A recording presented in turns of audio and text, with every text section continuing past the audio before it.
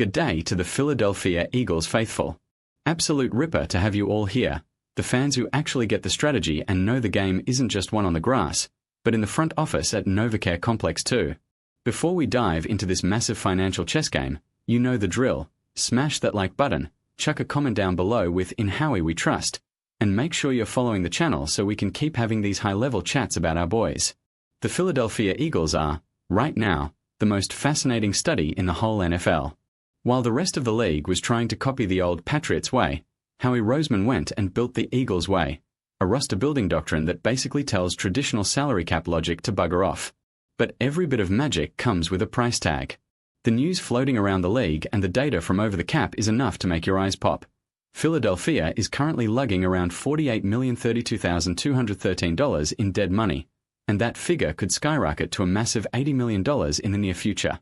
To your average punter, this might sound like a total financial bin fire.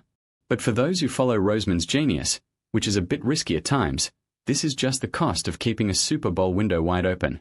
In the NFL dictionary, dead money is the ghost of players who don't even wear the jumper anymore, but their costs are still haunting the payroll. Think of it like paying off a car you've already sold or written off. It's exactly like that. This cash comes from signing bonuses that were spread out into the future. When a player gets the boot, gets traded, or hangs up the boots, all that debt hidden in future years gets dragged into the present. Right now, Philly is top 7 in the NFL for this.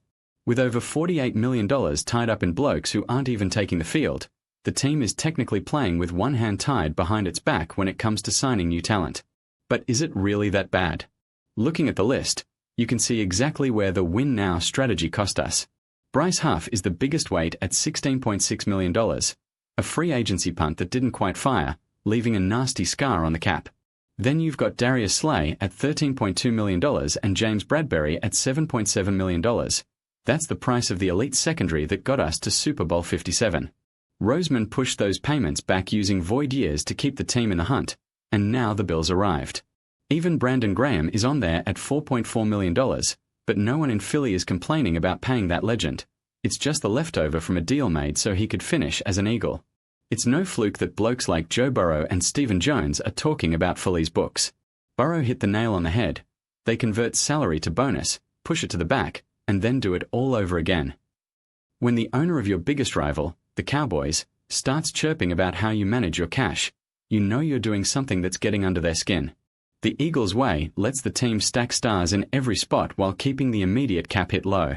But as Burrow warned, the tough decisions are lurking around the corner. Roseman is playing a game of probabilities. He's betting that the NFL salary cap will keep jumping up every year thanks to new TV deals and betting revenue. If the cap goes up $20 million a year, today's $48 million in dead money is worth less tomorrow. It's like controlled inflation. However, the risk is fair dinkum. With the March tampering period coming up, the Eagles have about $18 million in actual space. If it wasn't for the dead money, they'd have nearly $70 million to go shopping with. Roseman is basically running a credit card with a massive limit. He buys the best players today, knowing he'll have to pay the interest down the track. There was a time in Philly, under Joe Banner, when the team was known for being a bit stingy. The cap was sacred, and they always had spare cash, but they often lacked the final pieces for a title. Howie flipped the script. He realized that in the modern NFL, you've got to sacrifice the future to dominate the present.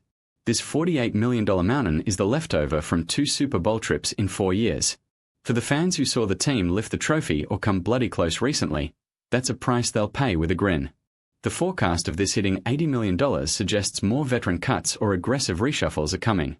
Big names like Lane Johnson might see their deals tinkered with again. The challenge for Chris Cooper and the coaching staff will be getting top-tier play out of young, cheap blokes from the draft, since the vet money is tied up in ghosts of the past. Philadelphia isn't going bust, they're just paying the price of being great. As long as Howie is the architect, fans can expect financial moves that seem impossible. The Eagles' way is the new gold standard, and dead money is just the proof that we went hard for the glory.